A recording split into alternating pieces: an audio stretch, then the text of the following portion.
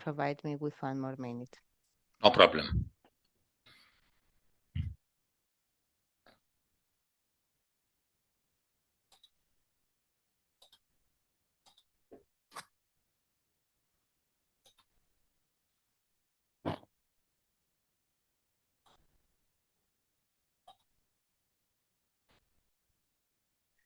Okay, thank you very much for your patience. Not a problem. As I said before, my name is Ms. Marina Gathokolaou-Sotiriou. I'm a monitoring and support coordinator here at the School of Doctoral Studies. And today with us, we have Dr. Bakr, who is going to provide tips on preparing interview guides. Thank you very much for this. So before we have Dr. Bakr presenting with us, I would like to do a short introduction on Dr. Bakr's background. Okay, so Dr. Hisham Bakr holds a PhD in Business and Management from the University of Southern Queensland in Australia. His expertise encompasses business development, marketing, sales, public relations, customer service, and executive management. Currently, he serves as a unit coordinator and lecturer at the Australian Institute of Higher Education, AIH, and the Victorian Institute of Technology, VIT, in Melbourne, where he incorporates global perspectives into his curriculum.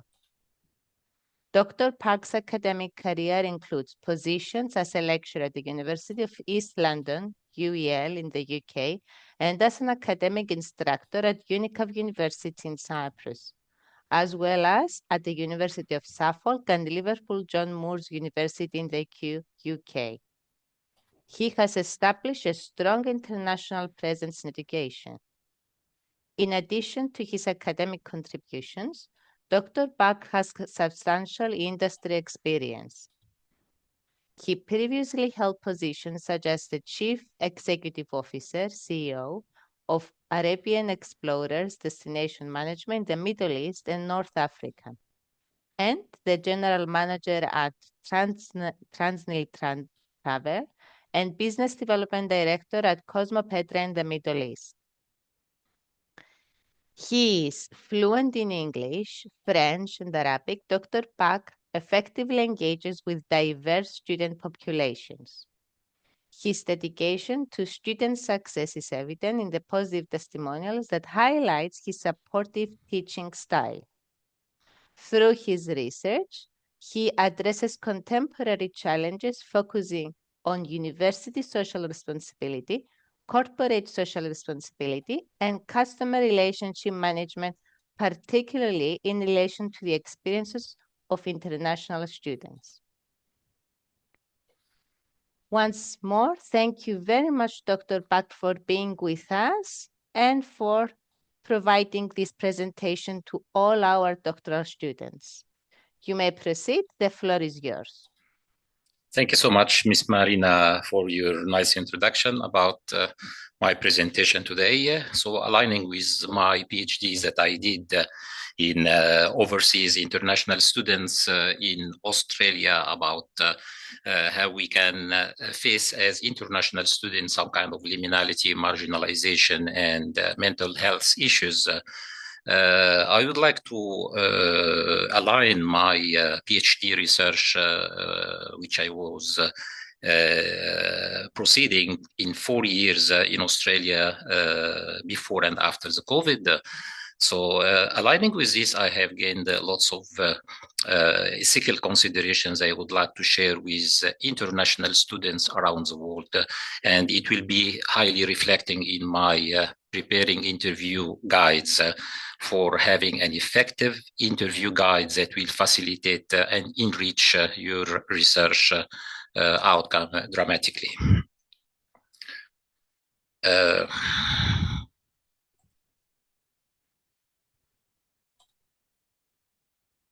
So proceeding from this point, I'm going to just share my next slide.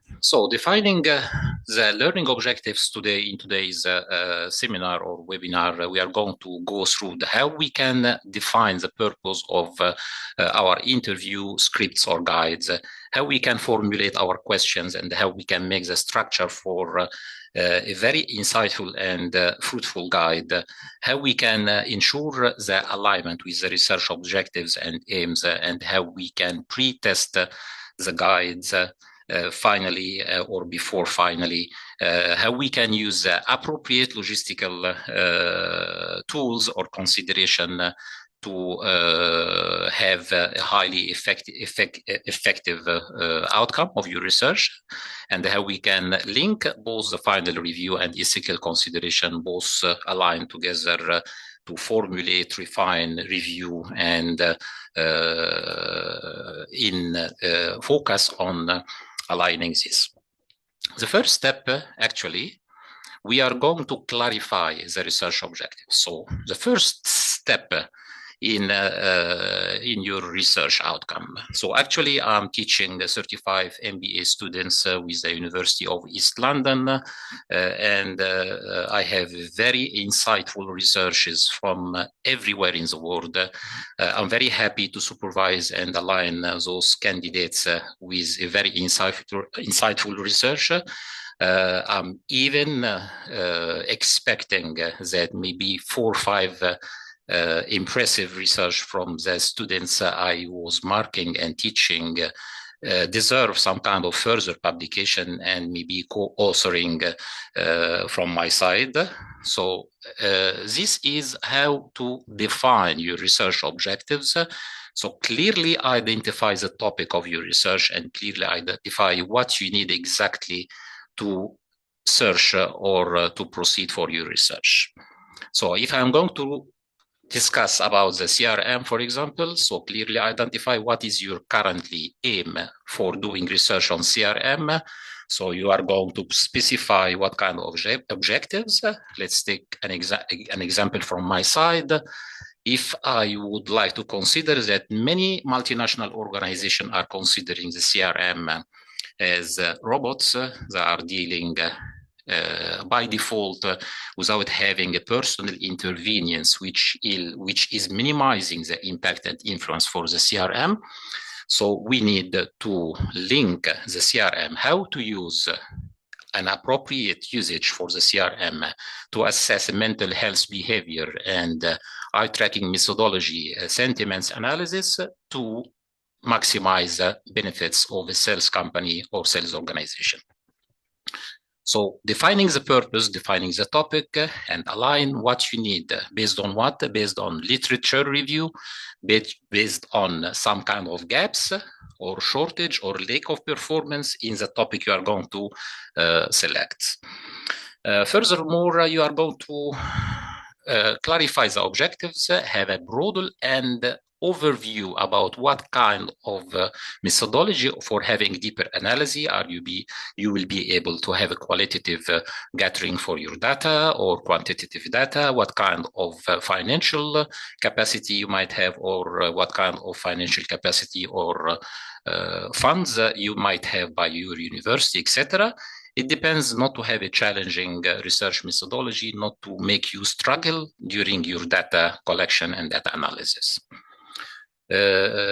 Second subsidiary step of the first heading of our today's webinar, it will be the target audience. So the second step, I'm going to identify what will be the demographics or the background of my interviewees. Am I going to collect data published on over the internet, or am I have to proceed for interviews or focus groups?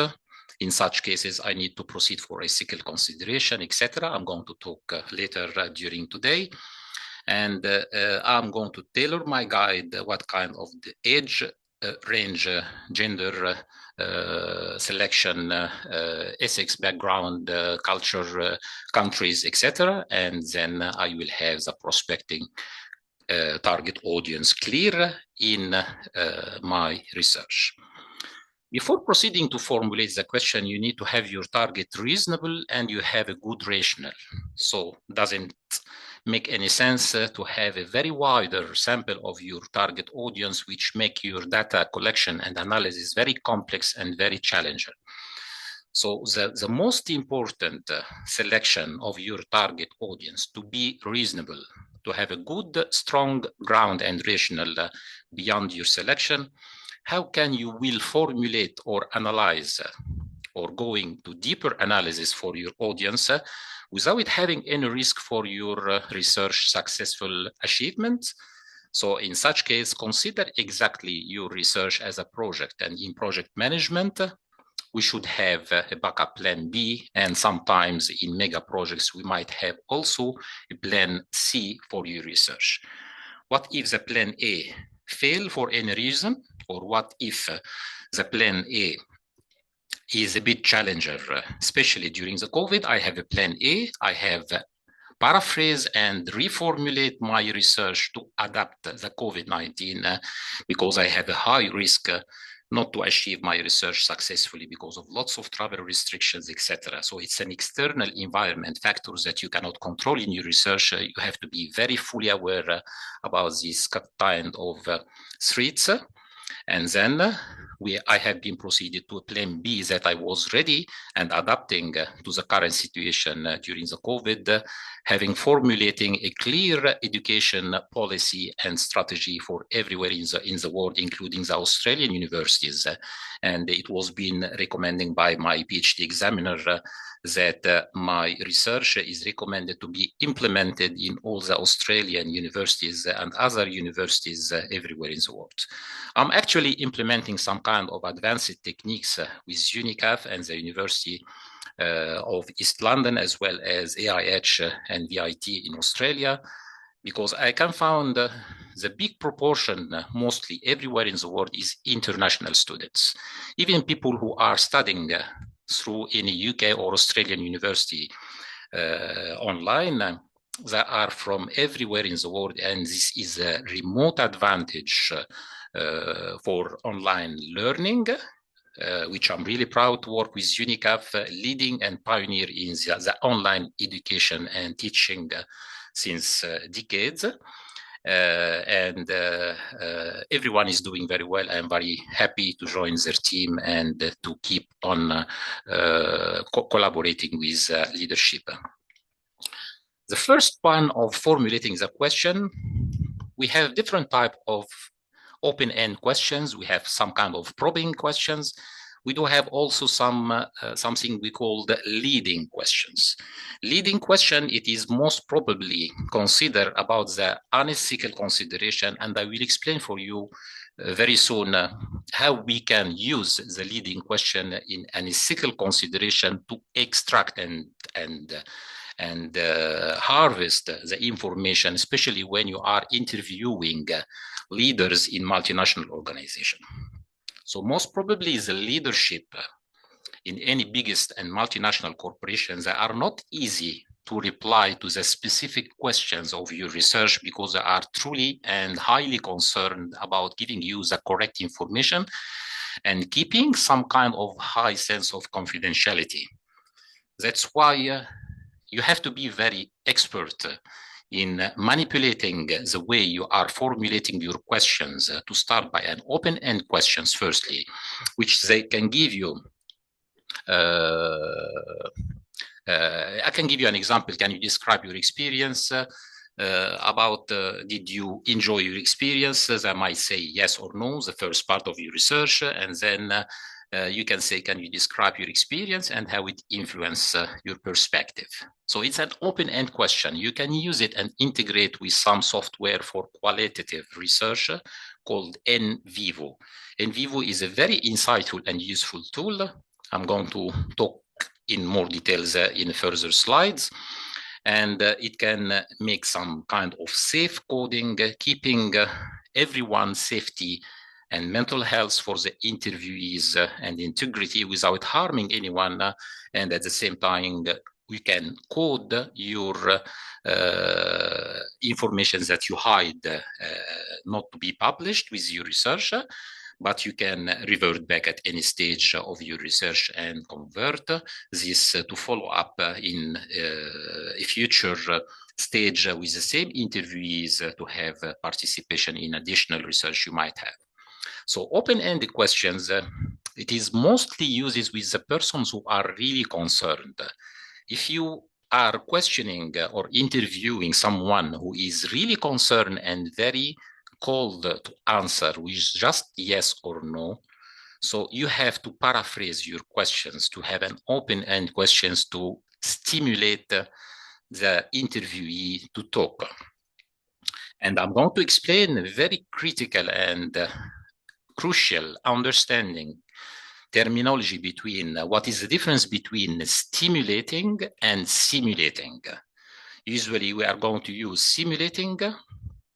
It is like copying your interviewee with everything your interviewee is saying just to encourage. If they are saying about the CRM is a very helpful and supportive tool to assess customer orientation, customer behavior, etc. You are going to say, yes, I agree.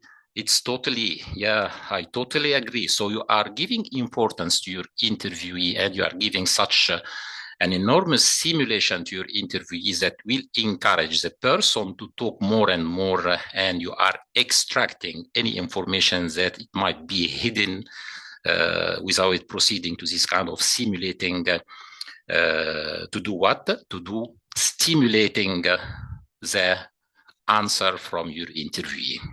So you simulate to stimulate. The only difference is a T, starting by simulating to stimulate the information from the interviewee.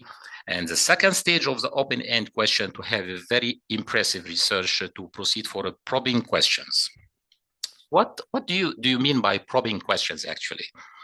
It's a kind of follow-up about the primary brainstorming with an open-end question just to say or to proceed for a deeper exploration and deeper analysis of this topic. If you have some good reflection or some primary reflections, you can say, can you elaborate more about CRM, about what was challenging, about any kind of topic as per your research topic. So do not confuse between probing questions and the leading questions. And it is very easy to make the difference between the closed questions which have a multiple choice answer with some selection as per Likert scale and with an answer with even yes or no. And open-end question, it is giving much more chance for everyone to talk and you can extract knowledge and then you can build on it some kind of very insightful probing questions and make sure that probing does not directly mean stimulating. As I was explaining, simulate your customer by encouraging to talk and proceed. They will proceed unconsciously to stimulate their participation with some kind of additional insightful built-in probing questions. You have to be expecting some kind of reflections with an open-end questions. What should be expected from your selection? On which basis you are selecting your interviewees, in which company, matching your topic, your research topic, and then you will be expecting, based on your expectation, you will be extending on some kind of probing questions that will insightful your analysis with a deeper follow-up questions and reflections. As I was saying at the beginning, formulating the questions can be some kind of confusion. There is a critical red line between the probing questions and the leading questions. But however, the leading question, I'm leading the interviewee to answer in a specific area I would like. For example, how much do you love our service? The first internal reflection for your interviewee will say, Who told you that I love your service? So I'm leading unconsciously.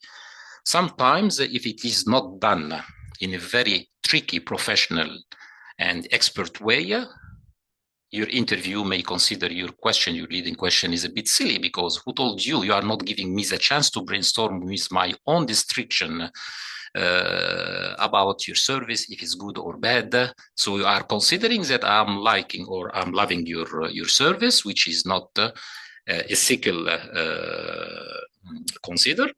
And at the same time, you are indirectly forcing the interviewees to answer you. If some of the people are concerned or having a slight panic, you should stop immediately if you don't have any leading question in any topic, and be very careful about the mental health of your interviewee, which I'm going to talk with very more details at the end of this presentation. So the structure of the guide or script, some universities are calling it's academically very well known, the script, the interview script, like any scenario for making interview, for selecting your candidates and making some kind of script. You should consider some script to share with your audience, and you should share the same script with your interviewees enough time before the interview time, date and time. You should consider enough appropriate time for everyone to read the script and email or contact you if there is any concern or any discomfort about answering or participating in your research. To enhance the participation, you should do that enough time as per your research complexity, and you should truly respect the interviewees' desire and needs. If they need to eliminate any of the script you are preparing to them, you should be very flexible. If you are not able to convince them in very professional with extra information or clarification to accept and consent, you should respect fully the interviewee's needs, and you should eliminate any discomfort questions you are including. So it is mostly having three major parts. So the introduction part, just having a brief introduction about your research. What is your research outlining? What is the purpose of the interview? And why the interview is necessary? How long you are going to stay with your interviewees, if it's focus group or not? What is your expectation for further participation and for how long? What kind of intervals between the primary focus group interview or meeting and the second one and the third one, and take into consideration highly not to have the interviewee or the participants fatigue, because if you are exhausting the participants in much more stress, sending emails and following up very strictly, you are risking or you are taking very high risk for many of them to apologize and cancel their participation. So try to be logical, try to have a good balance, rational, try to have some kind of simulation to engage and stimulate the participation for a further research. Try to have the focus points or to have your script to the point in a very minimal time, and analyze deeply from your own side as per you wish. The second part is the thematic or the thematic section. You have to follow up questions in a very reasonable to align the research objectives.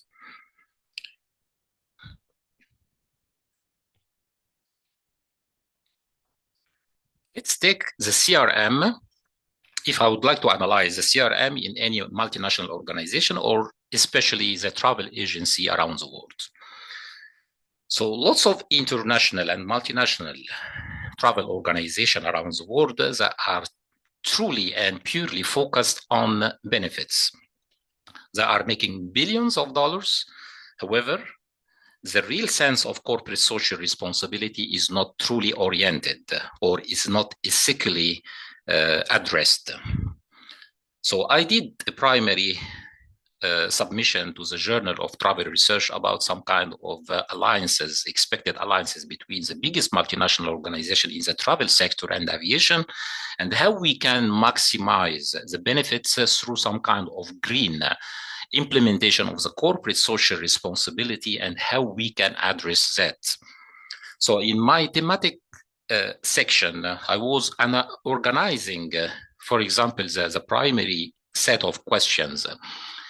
Did you have any option of choice between two companies? One of the companies is participating in the corporate social responsibility, donating for any charity program or increasing and supporting the education around the world. People are studying under streetlights in many of the developed countries without having the need to specify which countries exist, but we do have plenty of places around the world. Students are studying under the street lights because they are very poor. They don't have education support. Where is your role as an organization to have this thematic section or organization? So I should ask, do you have two choices between two companies? You are going to select the company which is or who is participating in CSR, corporate social responsibility, or the other one which or who did not participate. I will have a primary set of reply or responses. Based on the reply, I'll have a second sets of questions. And if you have one of the companies that you selected that is participating to the CSR, which one you select, a true participation to the CSR or a fake participation just to maximize the benefits, and so on. So I'm going to start by open-end questions. Firstly, I started by closed questions, and then I proceeded to an open-end question just to have some more space for me and for the audience to brainstorm with the group. And then I was analyzing and breaking down. I was using something which is truly very important to use it in research techniques and interviews, which is called the semi-structured way to interview. The semi-structured way to interview, that means very simply that you must be ready to adapt your interview script promptly during the conversation, just to adapt as per the responses. Your expectation might be true with a high percentage of accuracy, but what if it falls during the remaining inaccuracy of 20% of failure in your expectation? So you might be ready to adapt your script instantly in a very professional and accurate without breaking the ethical consideration of your research, which is very important to understand very well before proceeding to your research. And through these dynamics, to use semi-structured way for interview, using open-end questions and some probing questions, sometimes if I found back and forth, especially from the leaders at the top organizations, they will never share the reality with you. You need to play back and forth, but you must respect highly the ethical consideration without having anything to harm your interviewees or to break the ethical considerations that your research must fully follow and as per your university ethical approval. After your script, you have to ensure that mapping your questions aligning with the objective. Each question should connect directly to some part of the research goal in a step. Stage 1, stage 2, stage 3, stage 4. But recommended, and I highly advise not to make your interview or data collection very long. It will make fatigues for everyone, especially you as a researcher. You will have lots of interruption, lots of inconvenience, lots of apologies. I'm sorry, I'm not able to attend. It will make your research longer and longer. So try to be concise and precise as much as you can to map your questions in a very short time frame to meet your research timelines and objectives. Especially you have timeline, you must respect your research timeline and finish on time, exactly as a project. If you exceed your timeline, so it will impact your research efficiency and how to be impressive or not. Regularly review, as I was doing and implementing during my PhD research. So I was regularly review to ensure my research questions are serving. Once I was finding the restrictions for the COVID-19 is going longer and longer and harder, especially in Australia, it was highly restricted restrictions all over the world. It was the Australian restrictions for borders closure, etc. So how can I must insist to specific research questions, and I have external factors that I cannot control. You must be reviewing your guide. No, this review was suitable before starting because it was before the COVID, but while I was proceeding and after ethical consideration, I found lots of factors that must be adapted. So I had to go back again and take another approval matching the paraphrased or adapted research as per the necessary ethical approval, which I was using, where I was using some kind of auto ethnography just to make it easier for the ethical consideration. I'm reflecting my reflections using the self-reflection theory and critical incident and linking to a business and management theories and principle, defining and aligning a triple win business approach that I was defining and concluding in my research. And also I was defining the 38 new definition for the corporate social responsibility that most of all the organization, especially the multinational organizations, should have a green, pure, clean corporate social participation and not a fake one just to increase their benefits and revenue without having in real interest to support the communities. How to play this? I was considering business organizations are not a non-profit organization. So everyone should collaborate once they will find benefits. That's why I was linking my 38th definition that I'm still keeping lots of confidentiality and lots of advanced level of implementation while I was having some strong ground to implement with the real institutions to participate. So I was linking with something called the triple win business approach. You will have much more benefits and revenues, especially at the universities everywhere in the world. For what reason? For one reason, universities are not a non-profit organization. So if you consider universities as a business organization, universities should implement the strategy of the CRM and consider the students as a customer, and keeping the academic integrity as well, to respect academics and lecturer while proceeding to a customer service to the students. Because this way you will engage your students and you will have a students' loyalty. Your student satisfaction will lead for loyalty. And once you are loyal, you are going to promote your place in a direct way. So loyalty, and then you'll be promoter to your place.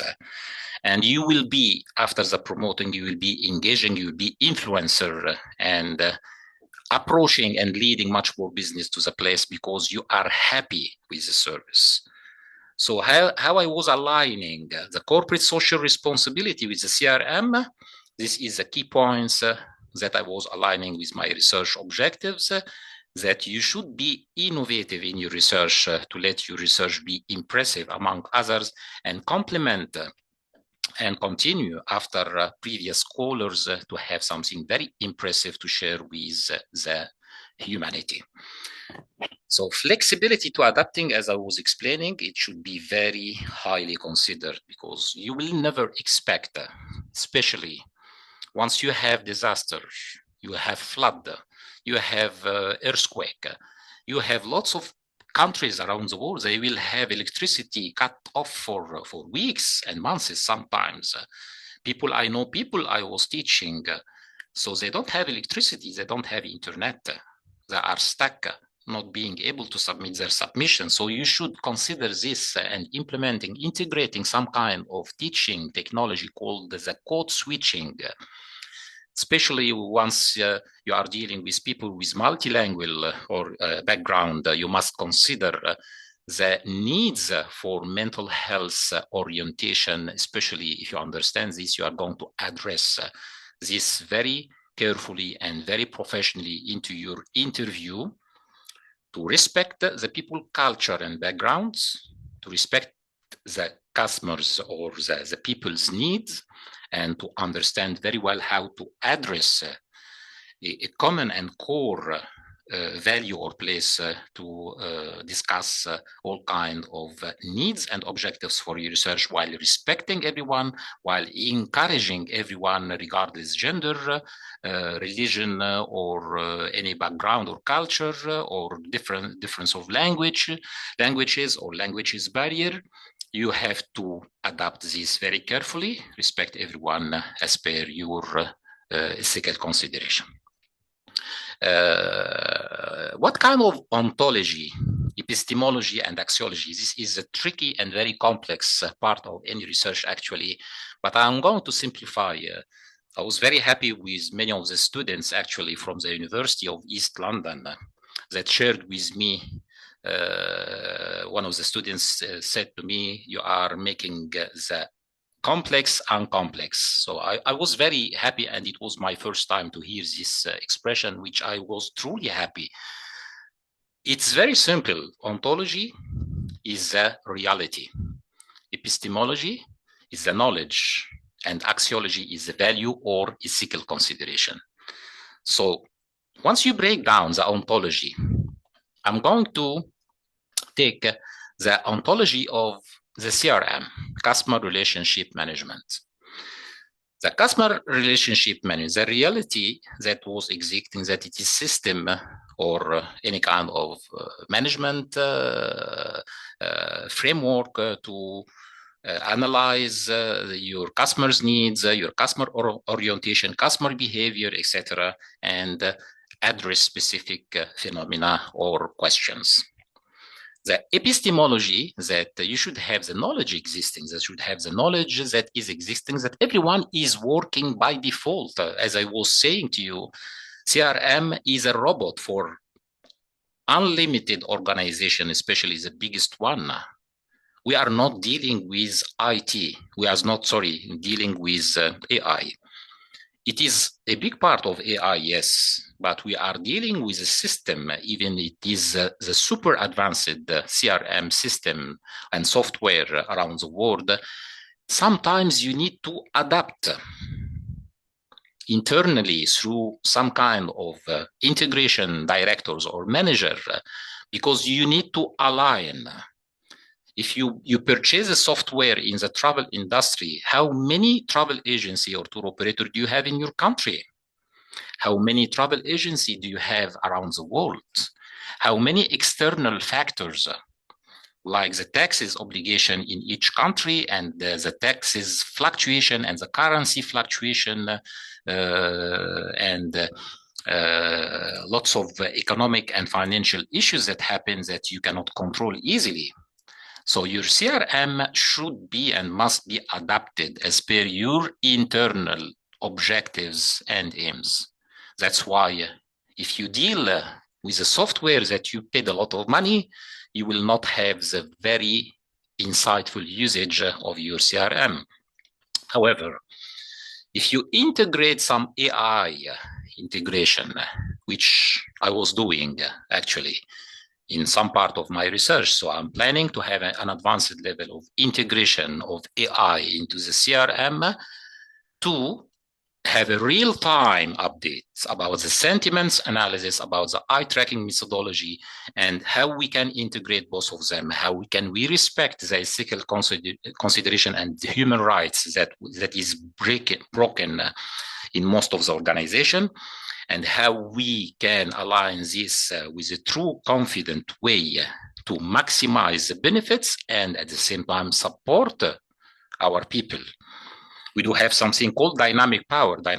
I have a dynamic power as a salesperson or sales manager because I do have the data for my customers and I do have some tracking of my customer behavior. However, I have an obligation as a sales manager to use this confidential data properly, not to share with anyone without anyone consent.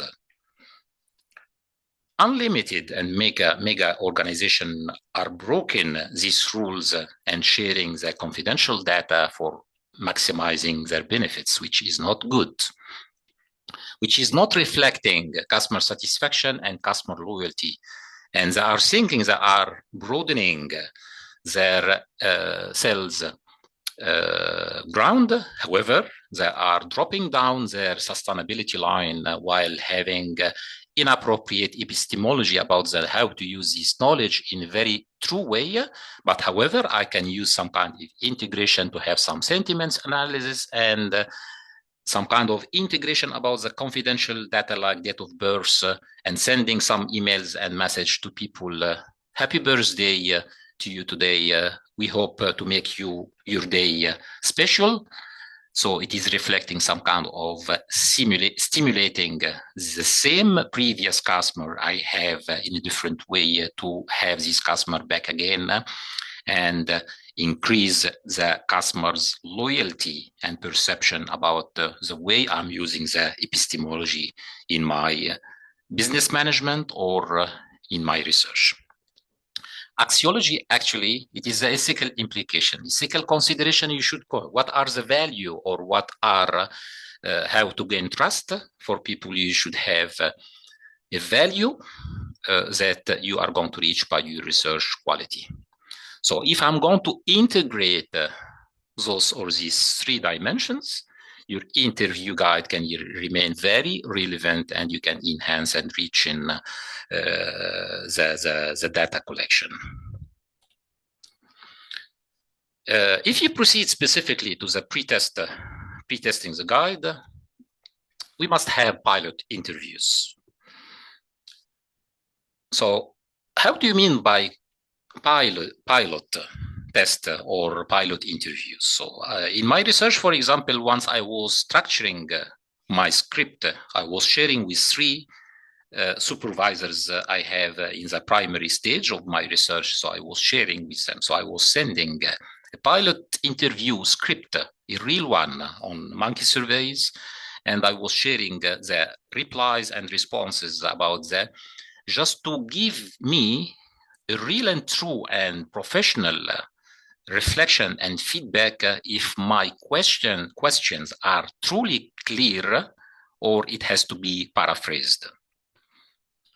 Again, because many of us are multinational people. We are dealing with English, but not all of us are native English. So while we are using English skills, sometimes we have some poor performance because we are not English native. Even we are talking very professionally, but it's not our native language. So in paraphrasing, in editing your research questions or research, you have to be proceeding to pilot interview. Make sure that another third party or another set of small group addressing some shortage in your interview questions, test your guide effectiveness, if it is working well, and what you did find into your pilot interview, and then this is called the pre-test, having some key feedback from your colleague or participant about the clarity and so on. Logistical consideration, it is very important. As I was explaining earlier, if you are exhausting your interviewees about many interviews, do respect that many of them are working, especially if you are interviewing leaders in organizations. They don't have time. You have to consider that your interview script is to the point, cut and short. Because if it is very lengthy, people will be distracted and will not participate until the end. They will have plenty of excuses. Sorry, I have to leave now. It is impacting your interview outcomes or your research outcomes. So not to duplicate the interviews since the start, consider who will be my interviewees. Match your timing after having the confirmation from every one of the participants. This is a convenient date and time for everyone.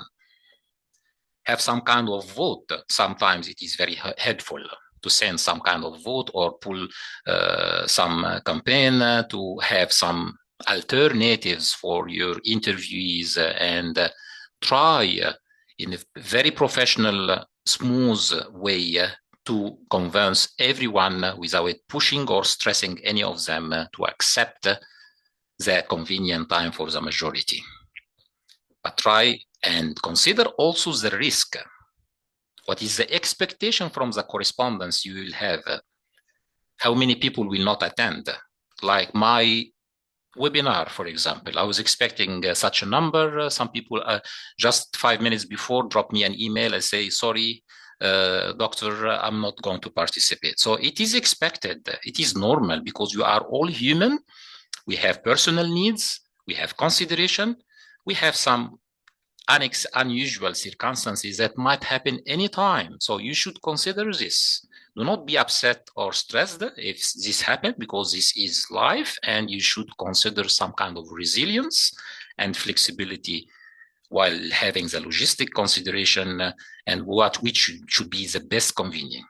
If you are doing the interview remotely, like the one we are doing, just consider and test your system many times before the interview. Make sure that you have a sustainable connection.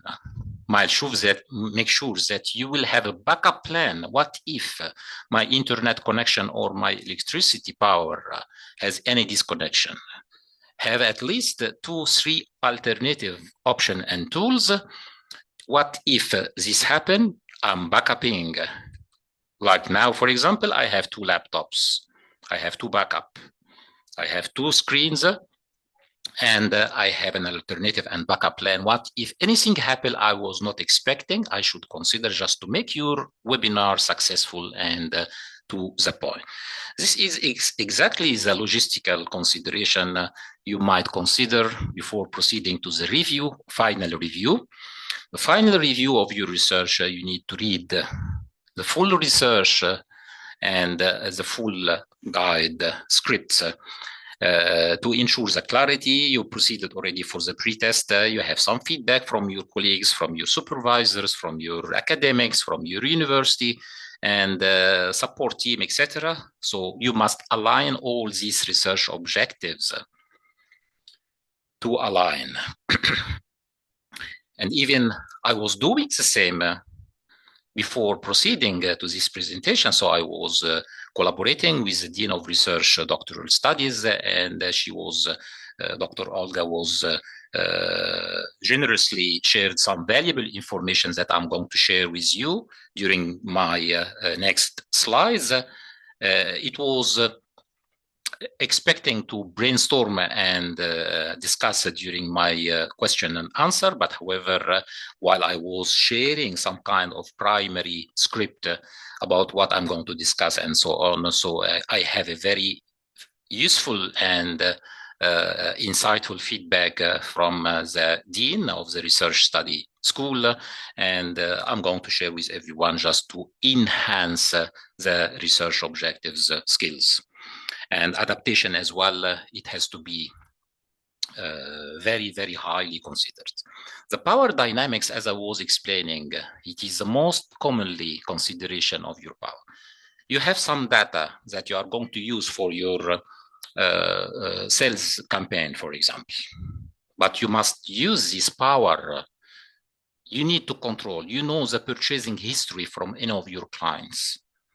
How can you use this power dynamic as an organization or as a sales manager working for a business organization, and how to create another balance between the power dynamic for your clients? You have a very good plan, but however, the customer has a financial purchasing power. They have the decision, yes or no. I like it, I don't like it. So you have to create a power dynamics balance between the interview or during the interviews.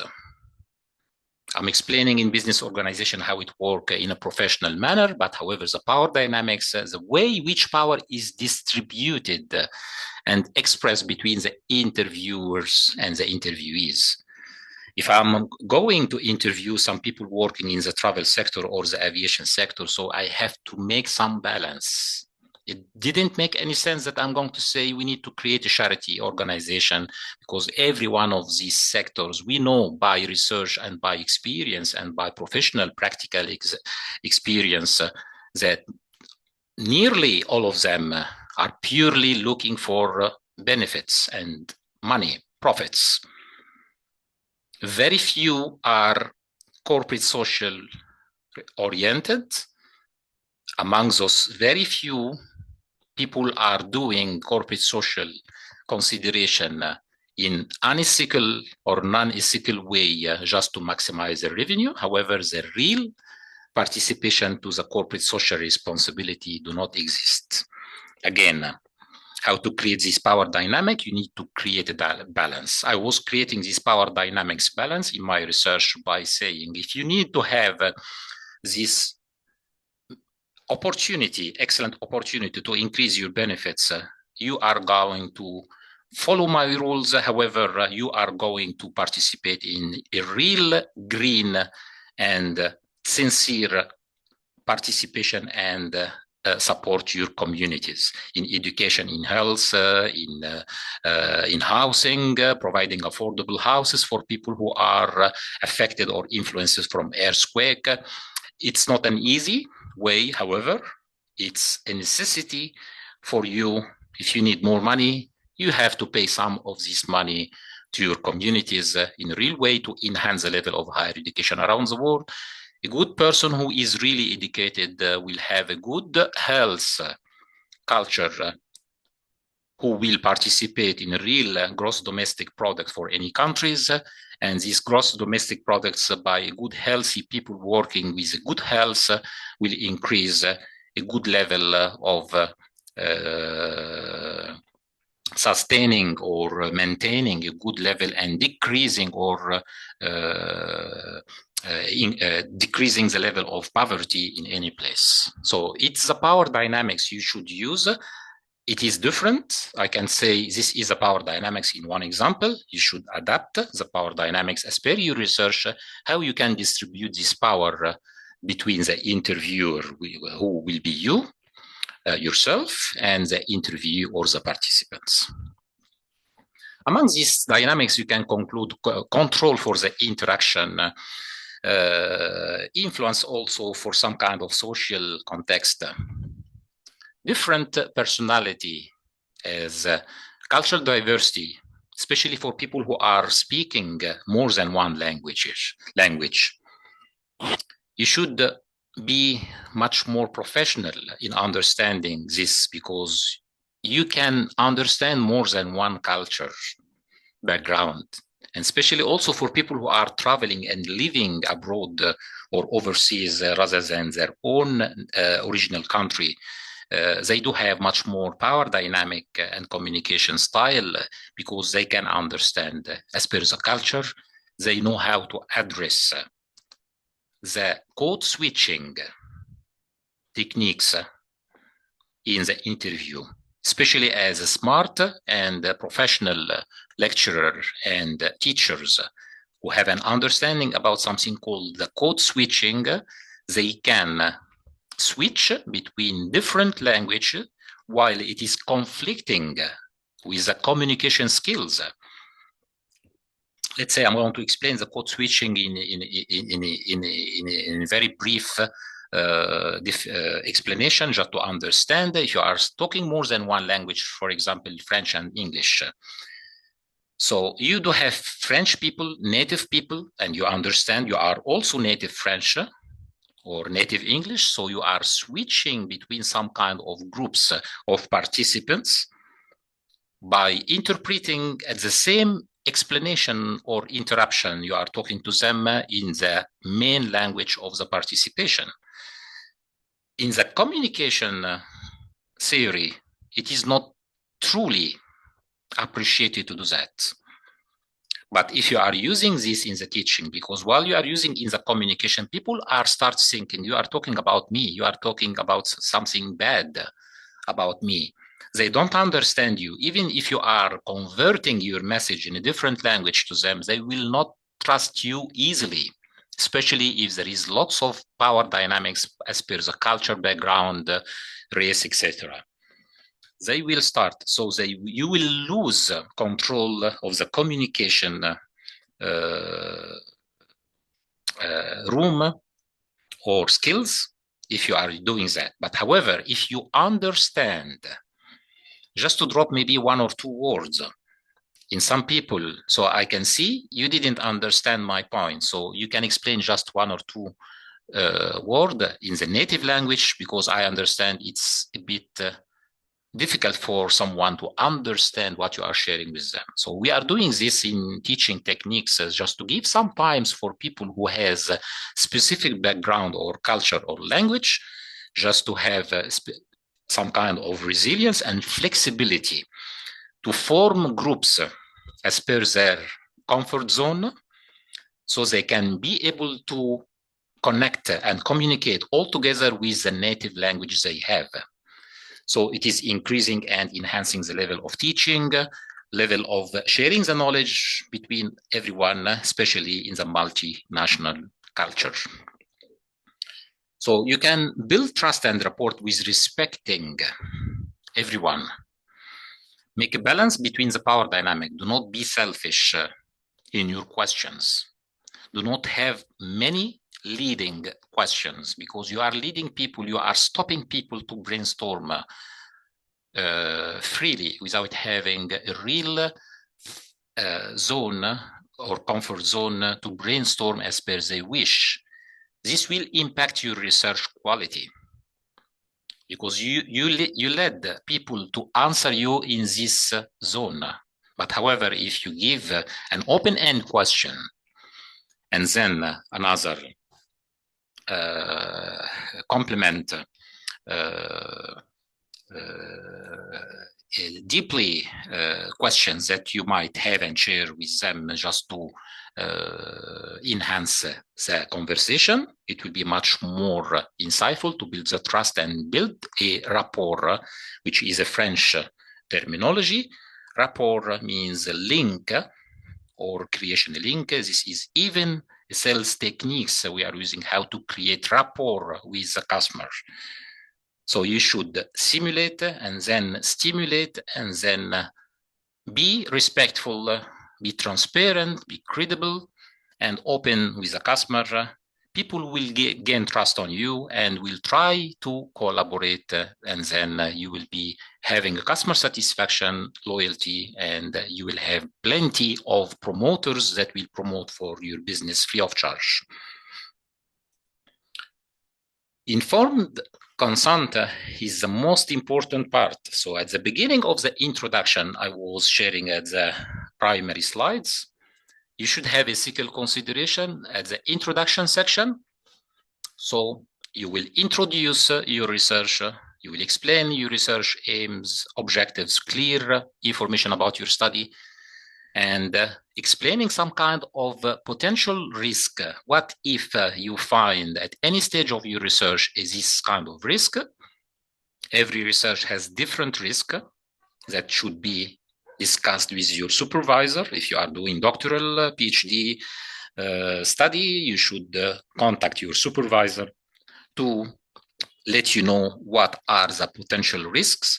And it depends, because it's a multinational webinar, so you should contact each country has specific regulations and rules to have an ethical approval as per the risks, especially if you are doing experiments on human being.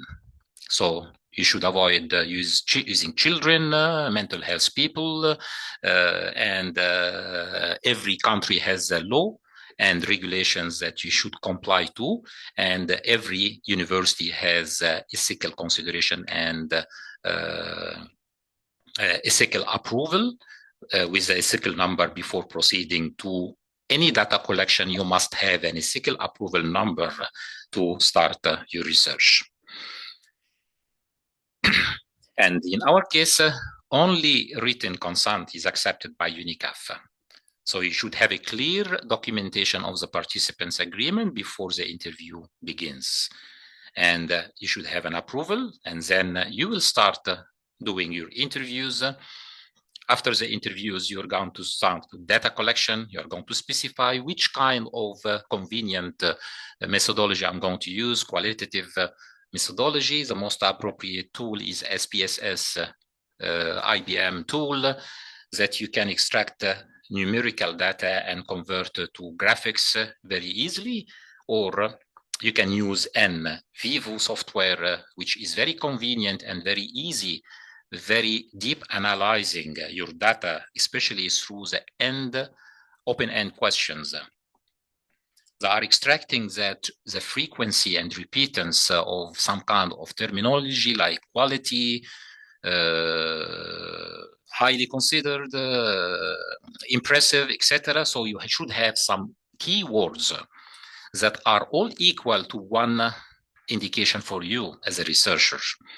And you should feed the NVivo by these keywords for each script you are going to convert. Because this qualitative data NVivo will work automatically after uploading your files and your interviewees' responses. However, this has to be coding by you as a researcher properly to reflect a good impressions about the research. And afterwards, you can convert this qualitative data to numerical data. You can have coding of the customer's confidentiality as well, that you are keeping all the information that you stored in NVivo confidential without sharing any information about any of the customers by coding them. However, as an researcher that you took approval from your interviewees, you can revert back with your university at any stage of your research and even after the research as per the consent information report to extract this data and take another approval from your interviewees if you need them to participate in any further stage. Or you can ask them, do you want to share your reflections during the interview to be published? Some of them can say, yes, I'm very comfortable with that. I'm very happy. Other people may say, no, I'm truly concerned. So you should work this in case by case, is per the truly needs of your research to be very impressed. The emotional well-being actually is very important. Some people can still be very panic. However, they are very concerned to excuse in front of other interviewees that are participating.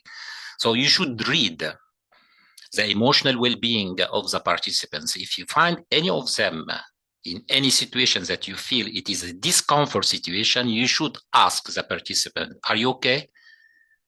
Would you like to withdraw from the research? You can do that if you are not happy. But I don't recommend to say this strictly to the participants. Otherwise, you will have many of them say, no, I don't like to participate, and you will lose all your efforts previously done. But you should consider this to avoid any future issues at the time of the interview, and include in your script to avoid any leading questions that can create any panic. And while you are telling the probation questions, make much care about not to have the critical line passed between the leading questions and probing questions. Sometimes if you are not paraphrasing the probing questions properly, it is considered leading questions.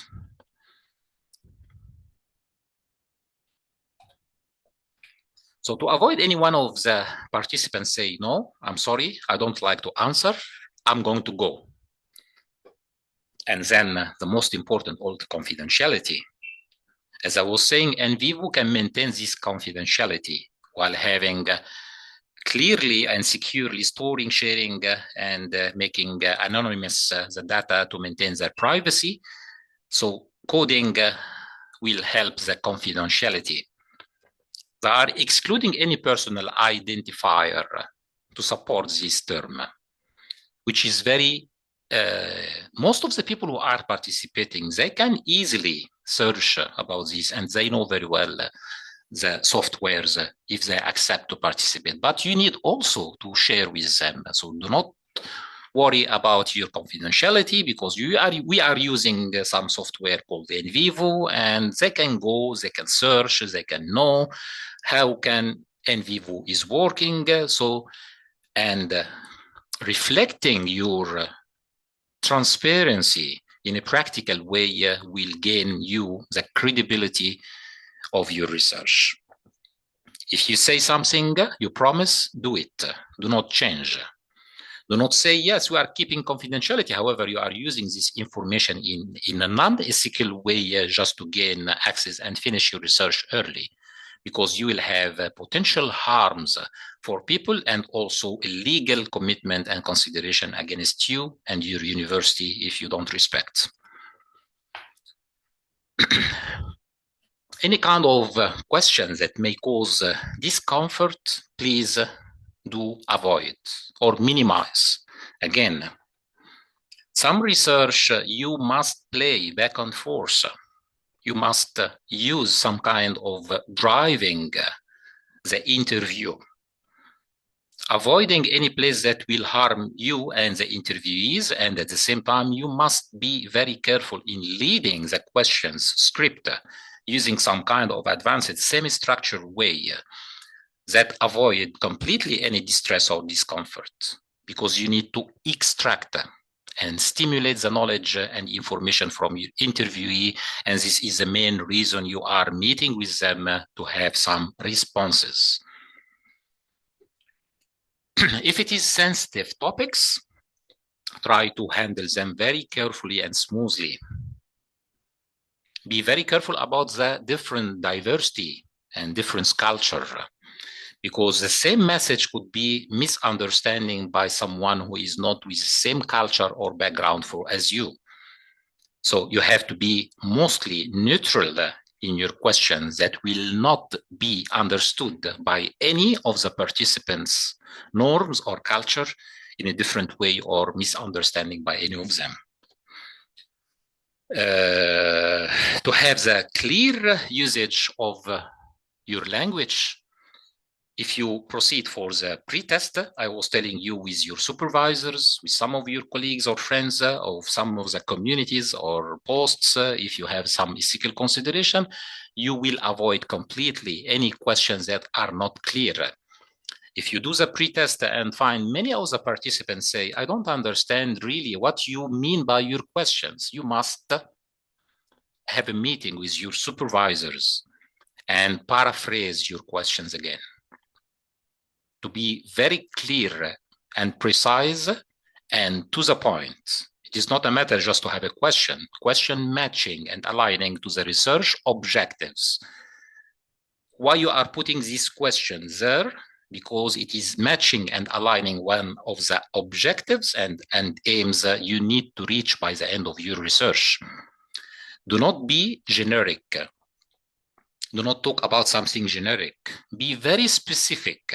Even your research questions, after specifying your research topic, you need to precise at least 2 or 3 short questions, very precise to the points to have the focus point of your research. If you need to talk about the CRM, you need to paraphrase.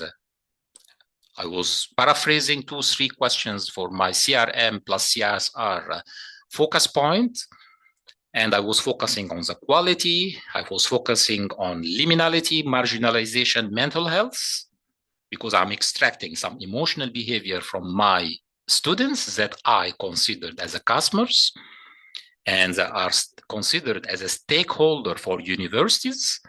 And I was planning and drafting how can I have a higher education policy matching all kinds of multinational people around the world, how we can match and align the needs for online business and education, because it is affordable. It is very convenient for many people because of visa restrictions around the world, specifically in the developed countries that are completely impossible to have a visa to go to any of the countries that they have highly restricted immigration policy. And then you will have a broader podcasting for equality education if you are using some kind of techniques and integrity for the students' consideration, and at the same time, not ignoring universities' need. They need also to increase the business and have more students to have more money and more profits.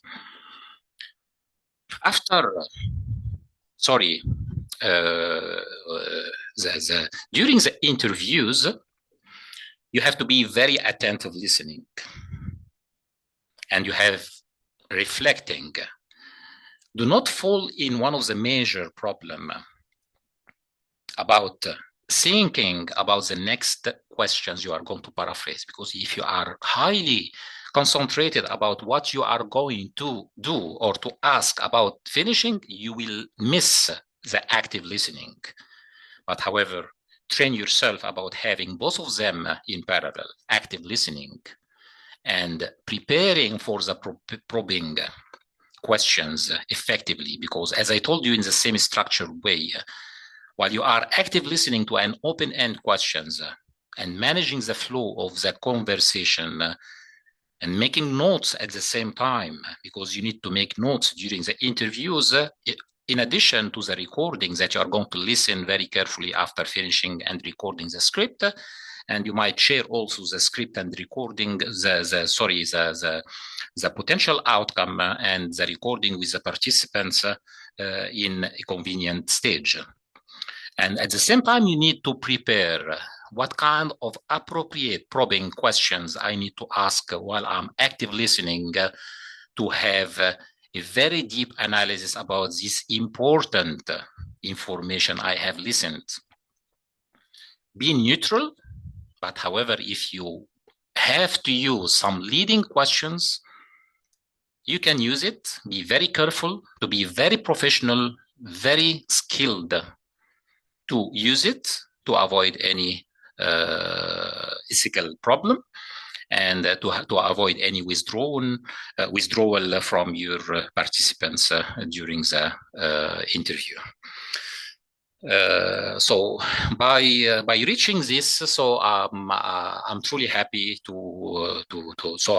we do have more knowledge and information, but considering that we do have only maximum 2 hours for this webinar, so I would like to thank you, everyone. I would like to thank the Dean for the Unicaf University, Dr. Olga, and I have to thank Ms.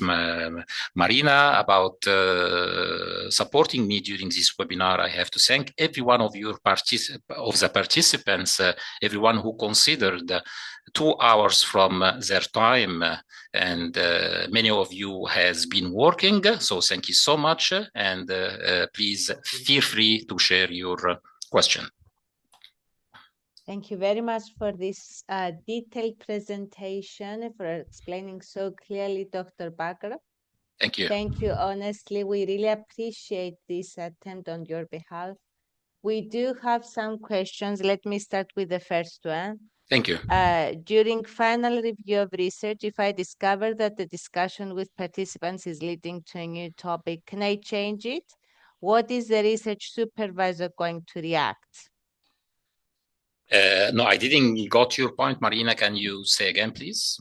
So we have a question. It seems that the student is asking in case that there is a change for a new topic. Okay, so the question is wondering how is the research supervisor going to react? First of all, it has to be aligned as per the ethical approval. If you got any ethical approval about a specific topic for your research, you must be truly respecting the script and the set of questions that you submitted to the ethical team and board before the approval. So if you change any component, you must inform the ethical team and support team at your place, and you must take an approval from your supervisor before proceeding to such a change. Okay, so the question is coming from the discussion with supervisor. Let's say, so the discussion with supervisor is leading to a new topic change. I'm here, but I'm muted. And so what is CRM? So we have an acronym, the capital letters CRM. Okay, so what does this stand for? So CRM, as I was saying during my presentation, is a customer relationship management. Customer relationship management, it is some kind of software that many of the business organizations around the world, including universities, are. So for example, if you are a student studying at any university and you are on a leave of absence, you might have a notification coming from your university. You are not attending today for such reason. If you do have some gap in implementing your CRM properly, if the person in charge to take your leave of absence, for example, didn't update the CRM, you might have mental health issues and stress while receiving. Your enrollment is going to be canceled because you are not attending the lectures. However, this is the criticality of the CRM, and this is why I was saying the CRM should be updated and integrated by someone who is truly responsible about integrating the organization needs and objectives. Mm-hmm. Thank you very much for this. No problem. Due to logistical issues and the amount of time to be taken with a participant, is it ethical for participants to ask for a payment for the time spent with the researcher? Some research you should mention in your ethical application. Actually, if you are going to pay any participants for interview, some of the researchers do pay gift voucher or some gifts to the participants to encourage them. But you must, before proceeding to any payment for your participation, you must include in your ethical application and you must get approval from the ethical team. Thank you very much for this. I would like to answer now. I would like to refer to a question. Will this recording be made available? Yes, this recording is going to be uploaded on the Help Center for all our doctoral students.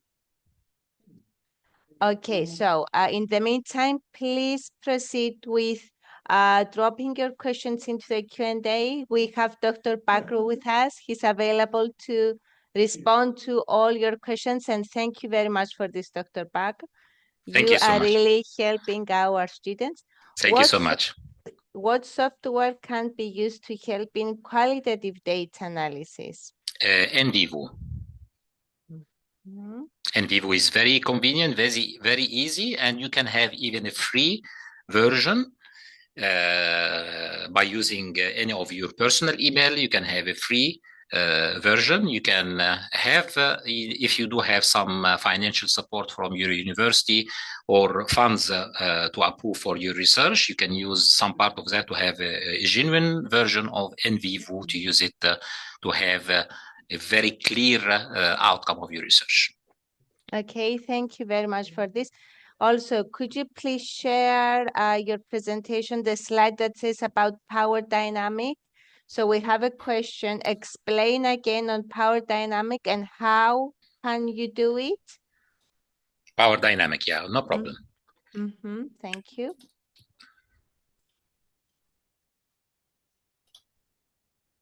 Give me 1 second. Of course.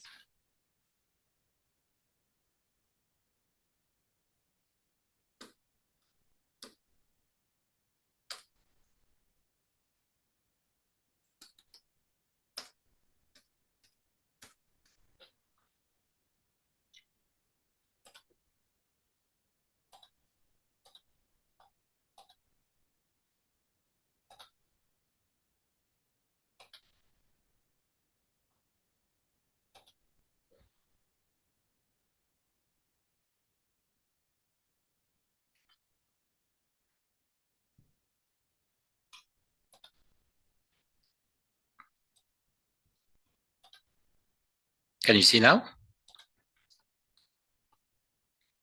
Yes, I can see it. Thank you very much for sharing No this slide problem. with No us. problem. So actually the power dynamics, I'm going to explain in a practical example. So you are a sales manager and you are having a customer. So we do have two parts. Let's consider the sales manager is a researcher and the customer is the interviewee that you are going to interview or to ask. So they do, both of you has power dynamic. Both of the sales manager has a power because they do have already some data through your registration and some previous history about your sales history. You purchase this on such date, what is the frequency of repeated sales you are having from the same company, what kind of products you are interested, etc. So they do have data. So they need to keep the confidentiality of this data, but however, it is feasible because even you are using it's usable and you can use this in the digital marketing. If you are entering any hypermarkets, you can use the Wi-Fi, but before using the Wi-Fi, register your data and to click agree, it is already having consent to use some part of your information for commercial usage. No one is reading this agreement because everyone would like Wi-Fi to surf their mobile. Another digital marketing tricky, so there are links linked with Wi-Fi connections in any commercial place. Once you are entering the zone of this Wi-Fi zone, they are dropping you SMS message, why not coming to my store, have this discount, etc.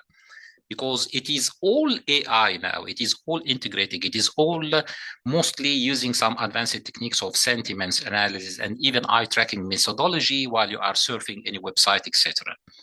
This power dynamic for a sales manager is a power. However, it is not a static power. It is changing on real time as per the usage. However, on the other side, the customer has a power dynamic as well. They do have a purchasing power. They do have the money who purchase the products you are selling. You know very well that this customer needs to purchase a specific product. However, the same customer has the power for the money to accept or decline your products. And many of them can have the money, but they don't have the appropriate time to purchase now. So it's a balance. During the interview, you have to script this power as a researcher. While you are meeting with some people, you are not, for example, making research on the travel industry, and you are going to hire people from the mining sector. It should be matching your research topic. So you should have some power. You should analyze the power for the companies or organizations that the participants are attending. Because every company has an objectives and needs. You must align smartly and tricky your questions matching the each one organization objectives and aims. That's a way to enhance the participation of your attendee and to have some kind of power, because I met with one of the mining sector in Australia while I was meeting with the regional director for Australia and New Zealand. While I have some kind of presentations, they were very impressed about how did you know this information about our company? It's all free public access. I did analyze their website. I make analysis of their website before having, just to have a script and presentation matching. That's why I'm respecting the participants' time. And I'm not ignoring their needs. If they don't find interest in listening for you for 2 hours or 1 hour, and I remember very well this interview, it was planning for 30 minutes. They stay with me for 90 minutes listening. And they are all top executives. If they are not interesting, after 15 minutes, 20 minutes, they will say, sorry, we do have another meeting. But because I was simulating and stimulating their needs in my presentation, merging some kind of techniques to shine and show how impressive is my presentation to align with their objectives. So you have to do this very smartly. Use your power as a researcher, but however, do not ignore that the other side part as interviewee can also control your research outcome by being unable, to extract the information from the participants. So you should balance this in a very professional way, ethical considered, and you should lead this in a very professional, smooth way.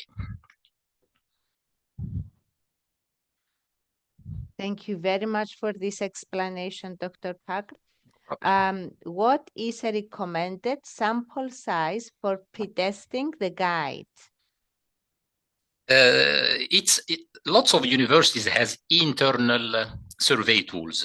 Once you got your ethical consideration from any university, I'm not truly in detailed aware about what Unicaf are doing, but most of the universities are having internal system. Once you got once you get the ethical approval, they give you access for internal survey tool that you can do from your account, from your student account. It is linked with monkey surveys, etc. Very, very basic survey. If you don't have this option, there is no drama, no panic at all. You can have some account, free account on Monkey Survey, and you can build your survey in a very easy, comfort way. Monkey Survey are building the survey very flexible for you using AI tools that are leading you with the appropriate structure as per your questions. And once you send, you need to send to specific audience or participants. And the responses, you don't need to go and collect any responses. Once they send the responses, you have an access to the same account to extract the participants' responses and integrate with NVivo if it is a qualitative meeting, or if it is quantitative research using some numerical numbers, you can use SPSS. Okay, great. Thank you very much, Dr. Bakr. We have a kind request from one of our attendees. After displaying power dynamics, kindly display the first 4 slides from introduction. Could you please do that, Dr. Bakr? Can you say again, Marina, please? Yes. So you have described and explained the power dynamics to our audience. Would you please go over the first 4 slides again? Because we see that there is the need for a further explanation on the first 4 slides from your introduction. Okay. Thank you very much for No this. problem, no problem.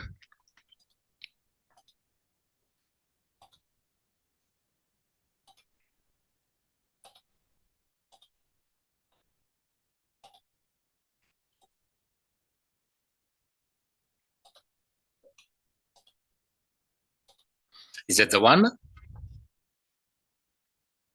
Okay. Is that? Yes, I believe this is the one. So this is the overall and broader structure of your script. So you have interviews. You are going. It's not mandatory for all researchers to proceed for focus group or interview.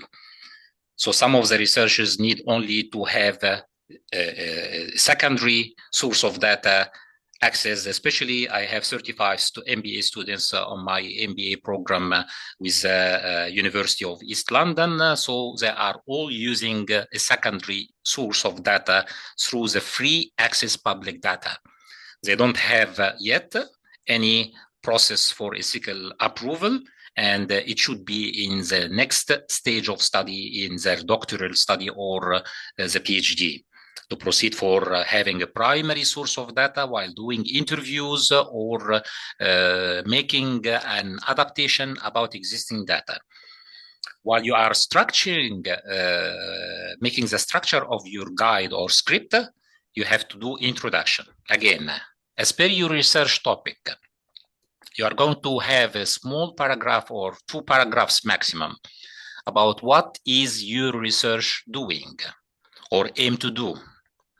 and what you need from us as an interviewee or participants. And what if we are facing any panic or any distress during the process? Which number we have to call to have a mental health support? We have life numbers in Australia.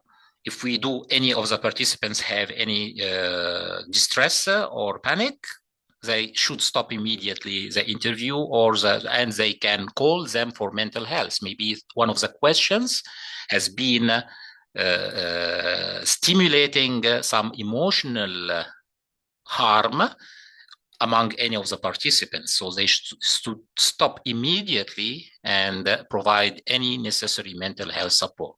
So you should mention this, but however, in the real implementation, you should avoid completely to have this panic or distress during the interview. Otherwise, again, you will lose control of the interview and you will lose the chance to invite the same attendees again. If any of them, they will say, you are doing very harsh questions about some specific personal matters, for example, everyone, including other participants, will say, no, we are going to participate anymore. So you are going to impact and influence your research success dramatically.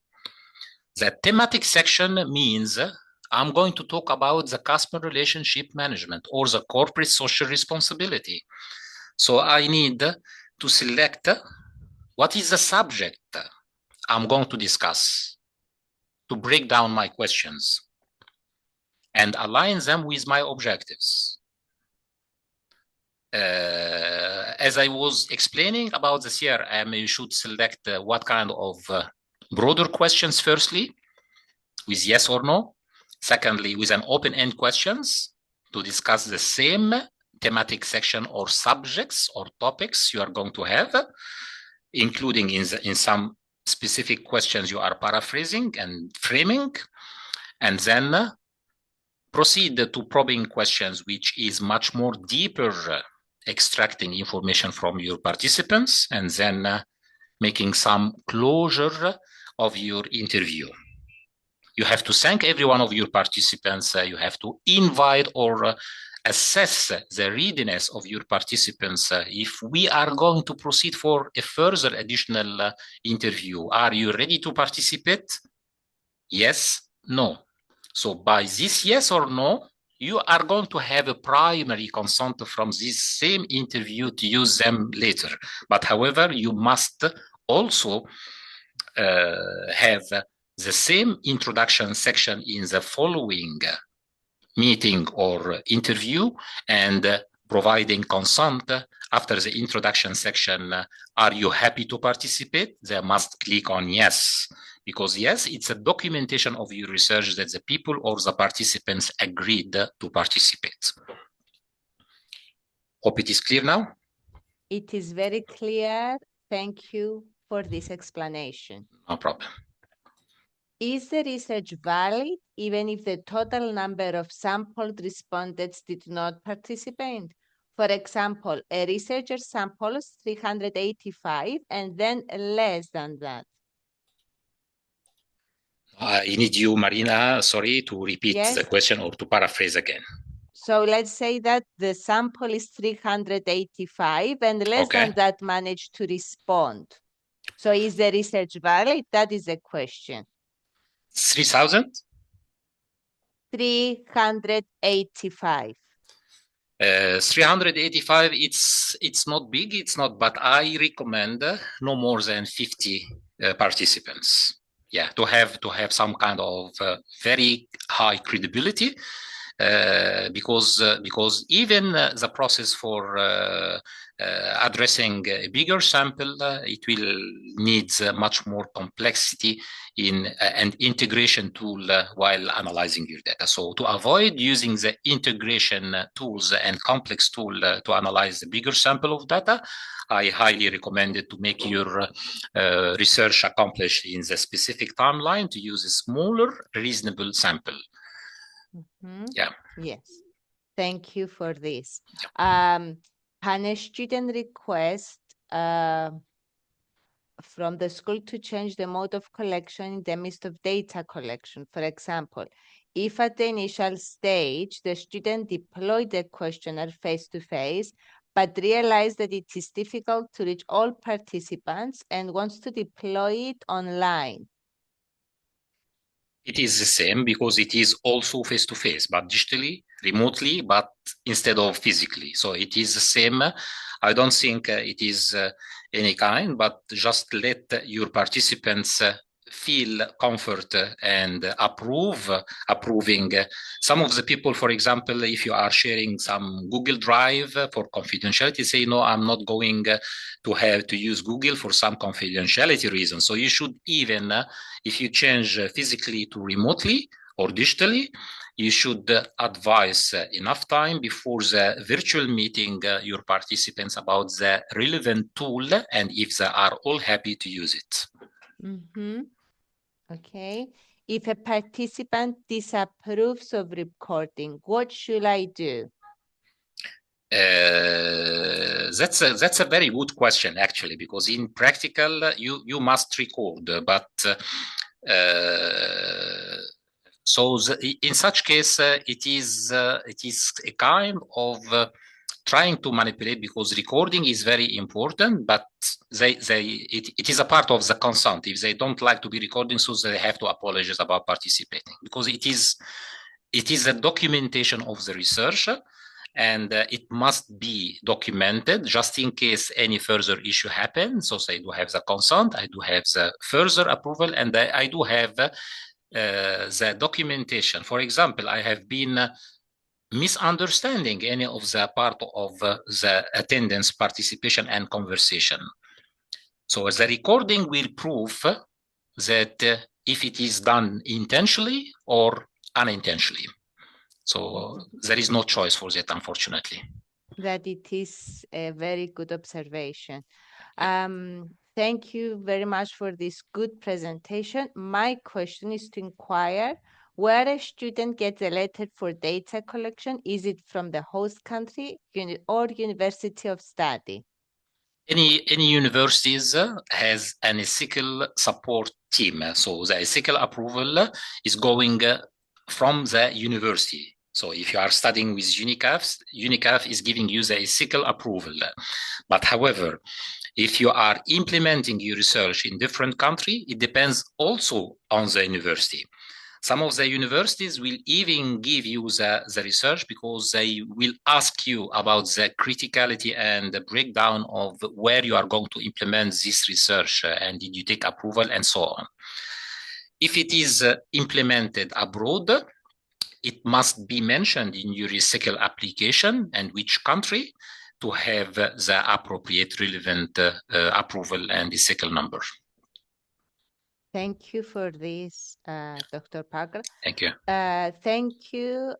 Please make a distinction between an interview guide and an in-depth interview guide, and whether the latter follows the same principles outlined in the presentation. So I believe the same question is paraphrasing from what is the difference between an open-end questions and probing questions. So open-end questions, for example,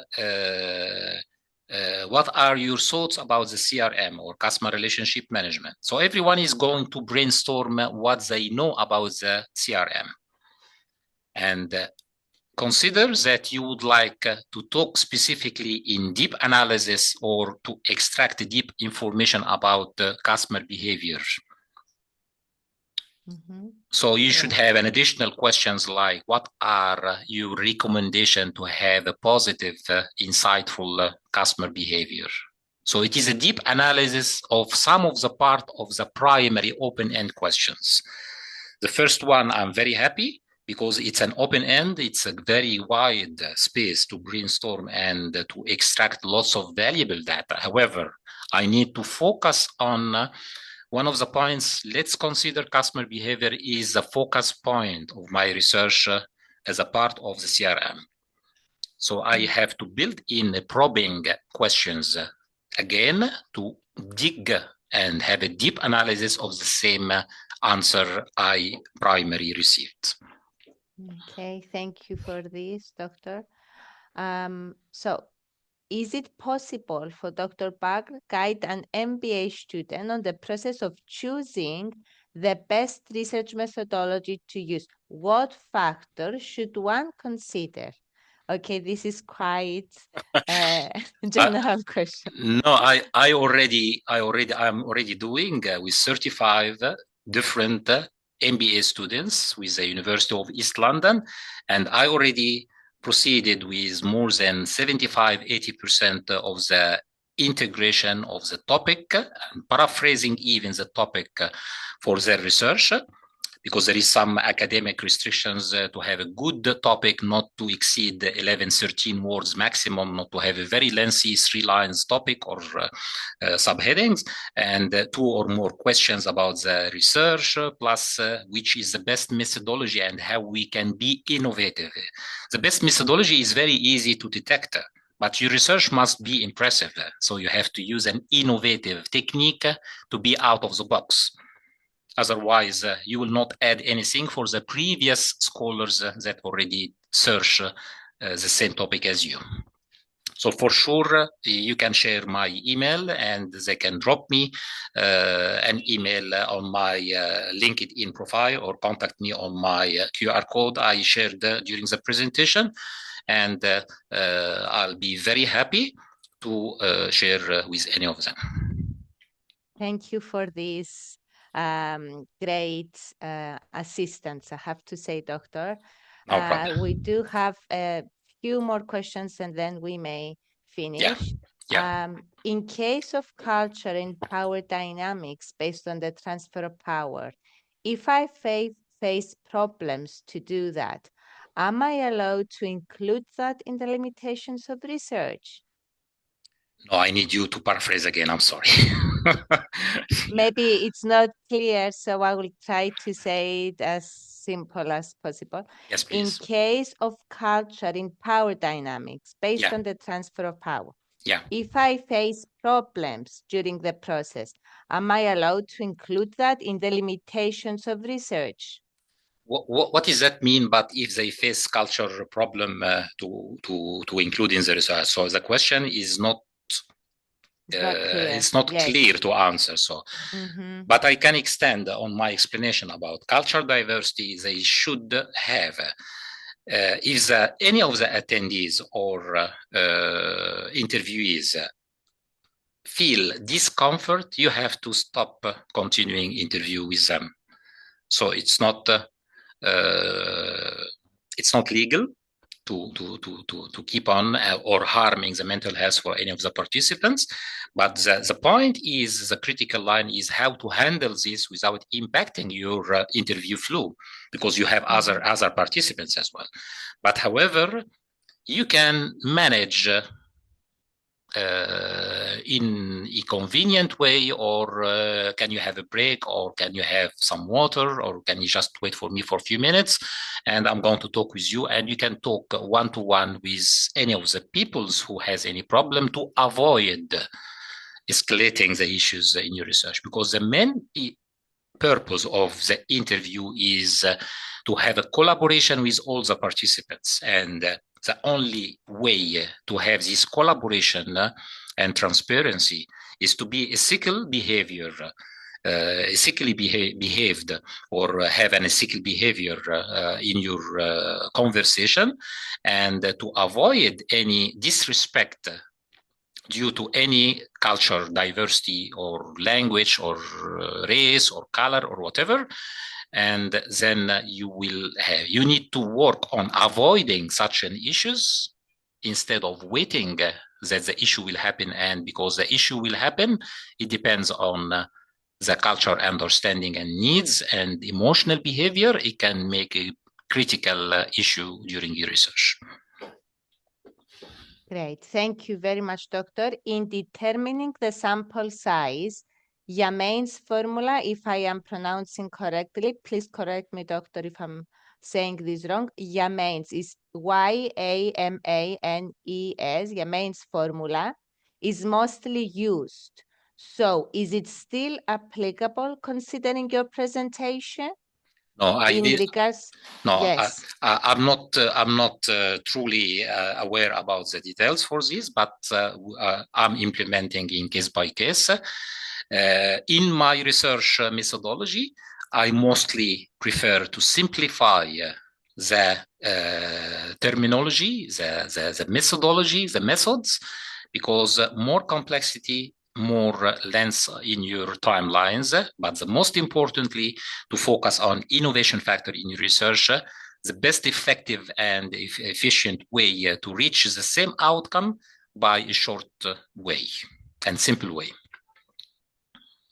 For under 18 years women who are pregnant, how can I get informed consent?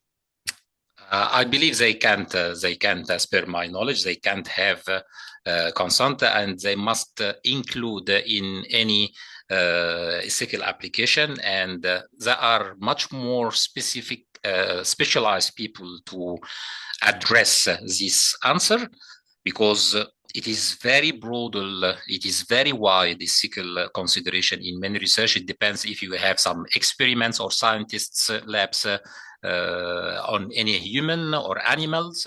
So it has to be much more expressed in more details to the ethical ethics team, and are much more addressed the answer for everyone. Mm-hmm. Some interviews would like to be paid for giving answers. Could this be could this confound the data? And to what extent is this a major problem in interviews? I can't really address even, but it is possible. It is possible to pay some people to. I know. Unfortunately, some kind of universities that are paying students money to create short videos. So it is very unfortunate news to share, but this is a ontology. This is a reality of what we are facing. But if you are paying for just encouraging, not to align or address the participants to answer you specific questions, it is feasible and possible to do, but it must be approved by the ethics teams before proceeding. But however, if you are paying people to answer what you would like them to answer, so it is not a research.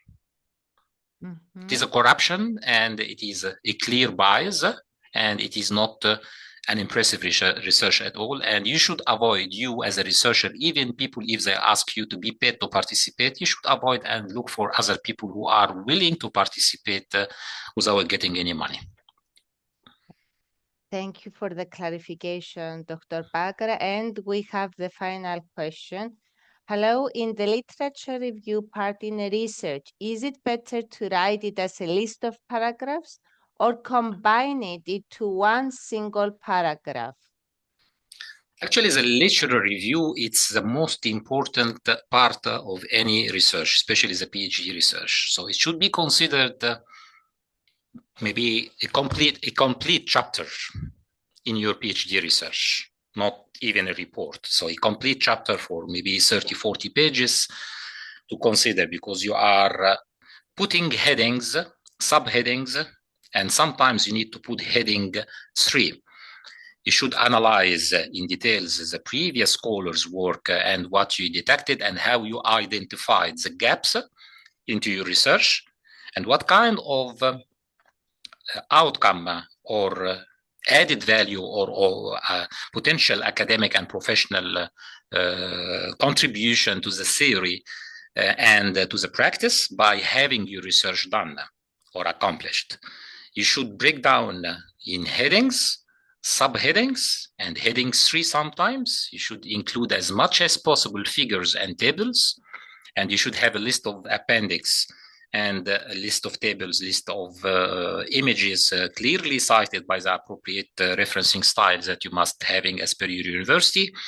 And you should link from time to time in specific paragraphs. So it depends even on the PhD research structure. So you should follow the guidance from the recommendation of your university, what time of 1.5 space, double space, single space, intend, not intend, how much, etc. So all these micro details you should, there is no specific, but broadly, the formatting of the literature review, I recommend to have headings, subheadings, and the micro analysis to put heading 3, and to link with the focus points at least 4 or 5 times. Do use the literature review. You should listen the focus point of your research many times into the literature review.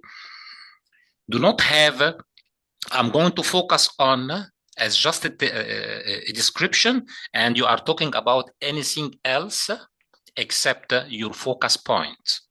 If you are talking about the CRM and you'd like to analyze the customer behavior specifically as a focus point, you should repeat the customer behavior frequently, many times. Do not say I'm going to focus on anything else except the focus point that you mentioned in your abstract at the beginning. So everything should be linked, and I believe any PhD supervisor is capable to address these needs very professionally to their students, and they do have enough experience how to paraphrase and reframe and how to do an appropriate structure. It's a hard work and very impressive work to do, and I'm ready at any time to help any of your PhD students for that. At this point, I would like to say that a reminder, the recording is going to be uploaded on the Help Center because I have many inquiries saying about the recording. It has been a delight to have you with us, Dr. Bakr. You have answered many questions, and thank you very much for this.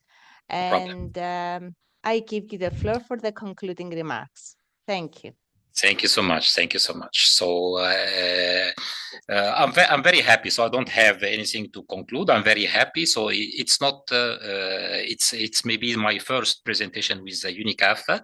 I do have also another publication that in process about multilingualism in higher education and how we can implement. How do you say how we can implement code switching in education, what kind of terminology most importantly. So this article will be published very soon. It is under process of review and it will be published. So you have my QR code at any time. You can contact me on my social LinkedIn account or my email. You can feel free to contact the management of Unicaf and have my Unicaf email if you would like. And at any stage, I'm implementing the trueness of my research that to support overseas students everywhere in the world. So I'm not approaching this commercially rather than trying to implement in a practical way how we can, by implementing real and true social support to everyone who is students around the world, especially the overseas students who are facing loneliness, liminality, marginalization, and lots of mental health and stress because of financial and language barriers and culture barriers. So I'm here to help. I hope and wish to be able to do something innovative in this industry, but I'm also ready to collaborate with the leadership of Unicaf. And thank you so much for everyone for giving me such an opportunity. Thank you very much for your kind words, Dr. Bakr. We really appreciate your contribution. Everyone, I would like to say to everyone, I wish you a good afternoon and thank you very much for being with us today. We really hope you enjoyed the webinar. Thank you. Thank you so much, and thank you for every participant. Thank you so much. Bye-bye. Bye-bye.